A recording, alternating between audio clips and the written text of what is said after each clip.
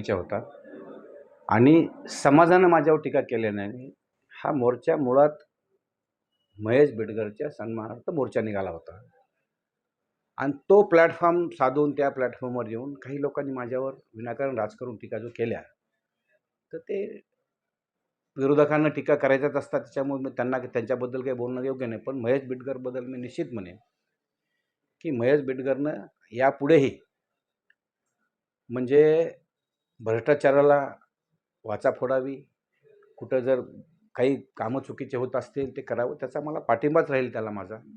आणि निश्चितच यापुढे महेशला माझ्याशी थोडं कन्सल्ट साधा. आतापर्यंत महेश माझ्याशी कधीही बोलला नाही किंवा मला काही सहकार्य मागितलं नाही किंवा मला बोललं आहे. यापुढे महेशनं मला यावं, सहकार्य मागावं, काय गोष्टी सांगाव्यात, मी त्याला 100% सहकार्य करेन. राजकीय पुढाऱ्यांनी यामध्ये मोर्चामध्ये सहभागी होऊन त्यांचा हेतू साध्य केलाय का, असं काय वाटतं तुम्हाला? नाही, हेतू वगैरे साध्य होत नाही, कारण का जनतेला माहीत आहे, जनता जनार्दन आहे, जनतेला सगळं कळतं. त्याच्यामुळे उलट मी सांगतो ते ह्यामध्ये त्यांचीच गेलेली आहे, जी काय त्यांचीच गेलेली आहे. त्याच्यामुळे त्यांनी बोलण्यामुळं मला काही फरक पडला असेल असं होत नाही. त्यांनी बोलल्यामुळं जनतेत हसू त्यांचं झालेलं आहे, ज्यांनी माझ्यावर टीका केली. टीका करणारे समाजाचे नव्हतेच, धनगर समाजाचं एकही नाही टीका करणार, आणि कोणत्या धनगर समाजाने माझ्यावर काही टीका केली बी नाही. थोडंले इतकं तर थोडंले बोललं असतं.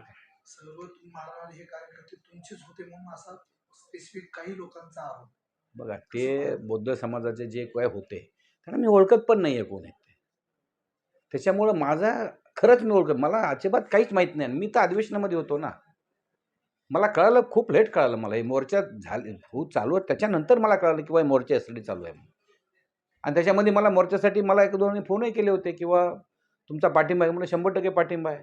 कारण त्या मुलांनी जो बोलला माळरान म्हणलेला आहे, त्याच्यामुळं विनाकारण त्याच्यावर अन्याय झालेला आहे.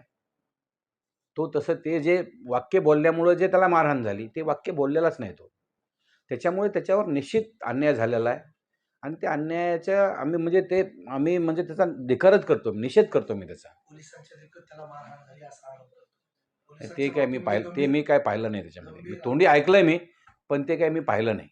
पोलिसांवर काय आता तुम्ही तुमच्या नाही, पोलीस आता ह्याच्यावर चौकशी करतील नाही. बघा काय असतं, मॉफ गेला की पोलिसाला गुन्हा दाखल करावा लागतो, पण याच्यात निश्चित पोलीस ह्याच्यामध्ये तळपर्यंत जातील, खरं काय खोटं काय बघतील, ती क्लिप आहे ही बघतील, सगळं खरंच बोललाय का, आणि बोलणं असेल ते गुन्हा रद्द करावा लागेल ना, 100% रद्द करावा लागेल गुन्हा. माझी मागणी आहे गुन्हा रद्द करावा म्हणून. या प्रकरणात जर काही पोलीस दोषी असतील किंवा त्यांची चौकशी होण्याची मागणी करताय, तुमची काही मागणी आहे का, किंवा त्यांचं निलंबन वगैरे करण्यास? 100% ज्यांनी हा गुन्हा दाखल केलाय आणि तो गुन्हा म्हणजे बोगस गुन्हा दाखल केला आहे, थोडक्यात मारहाण झालेली आहे आणि खोटा गुन्हा दाखल झालेला आहे, त्याच्यामुळे ज्यांनी कुणी गुन्हा दाखल केला असेल त्याच्यावर निश्चित कारवाई व्हावी आणि कारवाई व्हावी याची मी मागणी करतो.